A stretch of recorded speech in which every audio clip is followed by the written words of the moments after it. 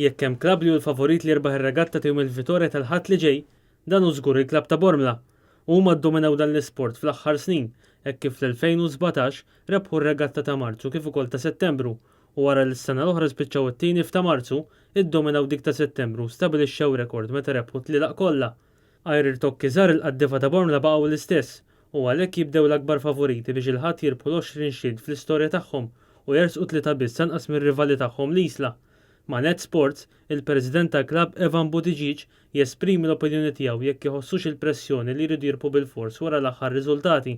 Meta tkorreb biex titlef ikollok, ġifieri taħdem tistinka biex iżżomm dak il-rep li jkollna għaddej minnu dak il-moment. Però il-pressjoni tkun dejjem. Għall-klabb ta' Bormla l-pressjoni tkun dejjem kemm meta nkunu favoriti u kemm anke meta ma nkunux. Aħna r-regatta narawha b'dak il-mod li mmorru għaliha kemm jista' jkun 100% u nagħmlu l-almu tagħna kollu. Buttigieg tal-opinjoni li minħabba li tilfu l-palju tal-medalji f'Marzu li għadda se jkunu huma li jisfidaw f'din it-tellieqa filwaqt li tistenna sfida minn klabs fit-tlielaq partikolari.